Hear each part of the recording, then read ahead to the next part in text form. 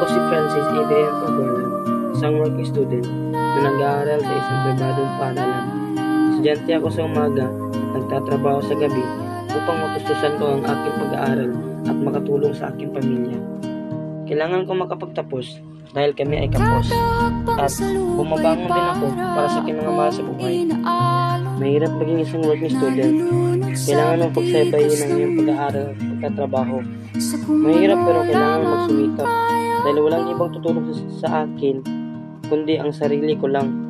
Minsan ay sumasabay ang mga problema sa pag-aaral at pagtatrabaho. Nasabi ko na sa sarili ko na bakit ako nagkaganito. Pero alam ko na makakapagtapos din ako. Pwede bang umiwas? Hinahanap ang sarili, ngunit di nakakayanan sa ikaw na dinadaanan ko. Saan na to patungo? Saan ako patungo?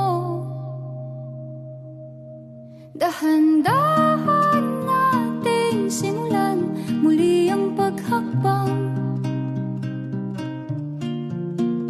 Dahan-dahan tumingin sa salamin upang makita ang ating kagandahan. Dahan-dahan iangat ang mukha upang masilayan ang payapang kalangitan. Oo, pagod ka na,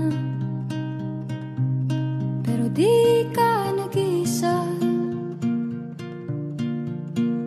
Kaya't lumaban ka at sabihin, ako naman muna.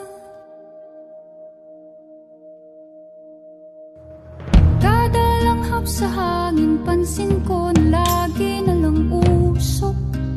Walang malinis, halos puro polusyon. Parang ako raw na konsumisyon.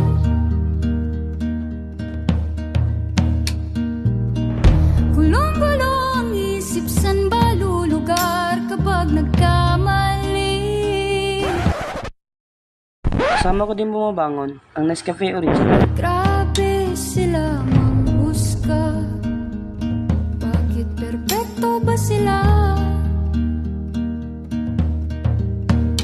Huminga ka ng malalim at isipin ang mabuti ang mga Ikaw, para desisyon kanina ka bumabangon? ilaan Ako? para sa kinabukasan.